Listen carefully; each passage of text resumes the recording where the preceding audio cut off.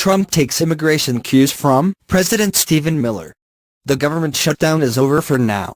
Senate Democrats have agreed to fund the government.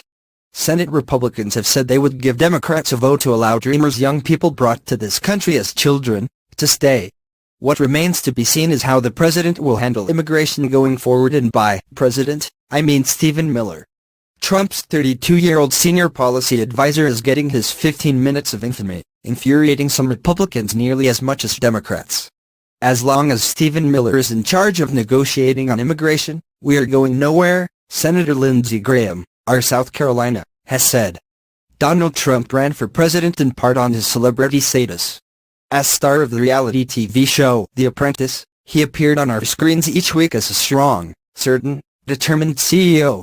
Little did we know that, instead of The Apprentice, we have been living a very different TV show, the old Tony Danza sitcom Who's the Boss? The government shutdown revealed the stunning, almost mutinous dysfunction of the Trump White House, and the powerlessness and fecklessness of President Trump to stand up to his own staff. Let's face it, on Donald Trump's signature issue, Stephen Miller is the boss.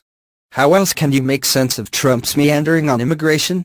In the famous Chuck and Nancy dinner in September, he seemed to promise that he'd support the Dreamers in exchange for more border security. The morning after that dinner, Trump got on his Twitter machine and gushed about the Dreamers, writing, "Does anybody really want to throw out good, educated and accomplished young people who have jobs, some serving in the military? Really? They have been in our country for many years through no fault of their own, brought in by parents at young age. Plus big border security." In a remarkable bipartisan meeting on January 9, the president said he would sign what Senator Dianne Feinstein, D. California, called a clean DACA bill, which would allow the Dreamers to stay with no strings attached. After that, he said, we would move to Phase 2, which would be comprehensive immigration reform. But I think we need to do DACA first. One can, I suppose, fault Democrats for taking the president at his word. He is, after all, the Liberace of lying, fluid, florid, flamboyant. But I wonder if this is something different than the standard Trump diet of supersized lies. This looks more like a president not in command of his own staff. In that January 9th meeting, President Trump promised to take the heat and sign a bipartisan immigration reform bill. Acting on his urging, Senators Graham and Dick Durbin, D. Illinois, hammered out a compromise. At 10:15 a.m. on January 11th, Durbin phoned the president and said they had a deal. He was receptive and invited the senators to brief him. By the time Durbin and Graham came to the White House at noon, the president's tone had changed radically.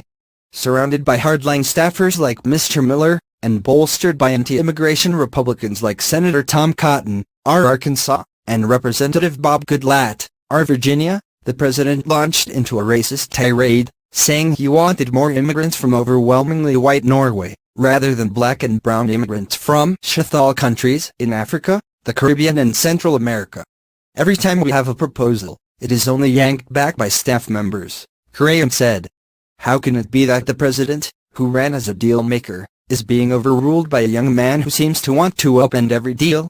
The shutdown has made the president look like an empty suit, one who can sit at a conference table in a TV studio or the cabinet room, but who ultimately relies on his producers to make the real decisions.